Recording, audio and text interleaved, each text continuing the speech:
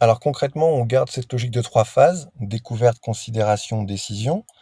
À l'intérieur, donc on va Ouais. produire un contenu qui va, répondre à 2 objectifs. Bah, le premier, c'est quand même un contenu qui va générer quand même un certain volume de leads pour pouvoir alimenter le parcours d'achat. Et le deuxième, bah, Mhm. c'est un contenu qui apporte de la valeur. Donc là, par exemple, dernièrement, ce qu'on a fait, c'est qu'on fait intervenir un avocat aussi pour parler de la thématique des congés. Comme ça, tu as des clients, Ok. des prospects qui vont poser des questions, en se disant: «Tiens, je vais économiser les frais d'avocat en ayant la réponse en direct».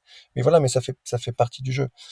Et après, les contenus vont être toujours de plus en plus engageants, mais toujours dans cette logique, tu sais, d'avoir le persona en tête et de se dire: «Tiens, je vais produire un contenu parce que je comprends la situation de la personne. Je vais te donner un exemple hyper concret. Donc, comme je t'ai dit que mon persona était rigoureux, organisé, c'est quelqu'un, bah, quand il va choisir un logiciel, eh bien, il va comparer les différents éditeurs. Donc, nous, on a fourni une grille qui va aider n'importe quel RH à comparer les différents éditeurs logiciels du marché. Franchement, comme un cahier des charges fonctionnel adapté à une petite structure, parce qu'on sait que c'est quelqu'un de rigoureux. Mhm. Donc, tu vois, tu l'aides dans sa démarche et dans sa réflexion. Bah, quand les personnes téléchargent ce genre d'asset, le scoring se met en place, etc., etc., et tu connais et on connaît la suite.